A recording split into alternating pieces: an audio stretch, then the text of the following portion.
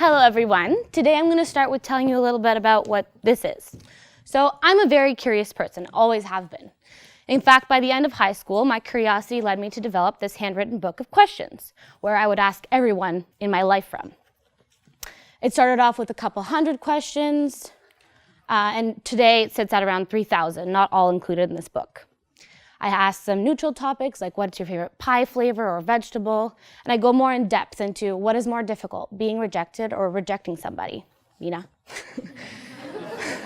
So it grew and grew as I incorporated questions directed at groups, couples, to individuals, and people really liked the idea as it caught on. By a similar token, a recent study asked a large sample of undergraduate students what strategies they use to promote their own happiness.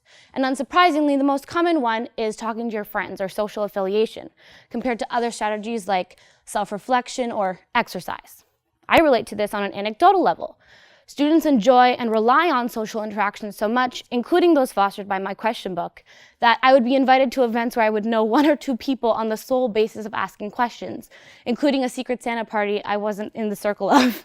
So why is it that we enjoy answering questions? The answer is simple. We love to talk about ourselves. It is estimated that on average we spend 40% of our conversation on us.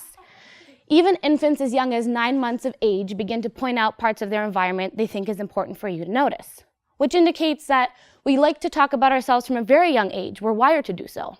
Why? Because it feels good.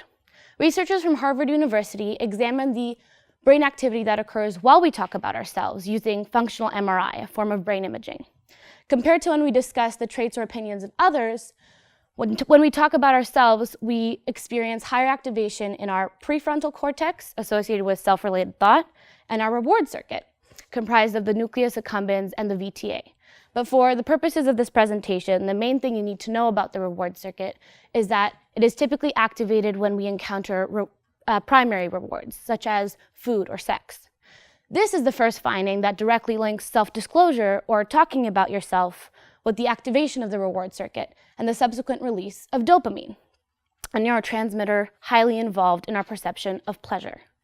So additionally, when we talk about ourselves, we experience even higher activation in front of a group rather than when we do so alone.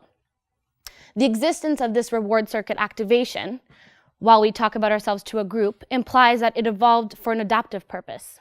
So let's zoom out and look at the evolutionary benefits of communication as a whole. Communication allows us to protect ourselves from harm and has been very crucial to the survival of our species. For example, an individual who interacts with a threat firsthand, they can return to their group and inform the others, thereby increasing the survival of everybody else, the chances of everybody else's survival. The modern equivalent of this would be by telling your friends what to focus on a midterm that you did the early write of. Moreover, sharing private information about yourself increases your chance of being liked. A recent study showed a strong correlation between self-disclosure and likability.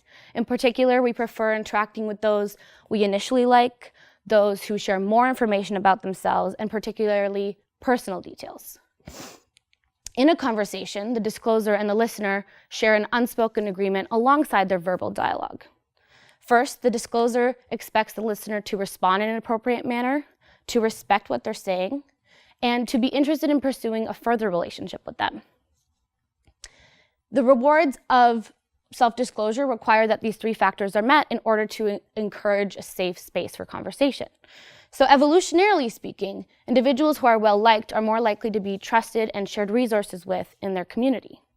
But rather than viewing our inclination to talk about ourselves as a narcissistic human behavior, I propose that we harness it in a therapeutic manner.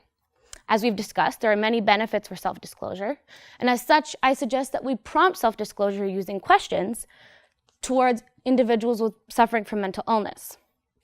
One interaction that is not always initially enjoyable is that of starting therapy with a new clinician. And this can be especially frightening for somebody who is anxious in social situations or doesn't self-disclose naturally, such as those with social anxiety disorder. It is actually quite common to use questions as a mode of therapy when treating social anxiety disorder.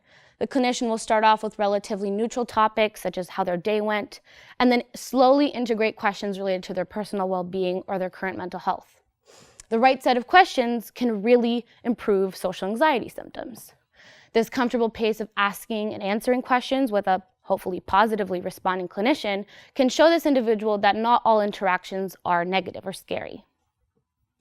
Along with the release of dopamine with the self-disclosure, the individual will leave this interaction with a positive impression. So talking about ourselves doesn't always have to be a bad thing. The next time that you see your friend feeling down, or the next time you find yourself in a novel group situation, ask them relevant questions to make them feel better or more comfortable. Your interest in them can really influence how they think of you, their situation, and maybe even themselves. There are many ways to reach a conversation's full potential. You just need to find the right question to ask. Thank you.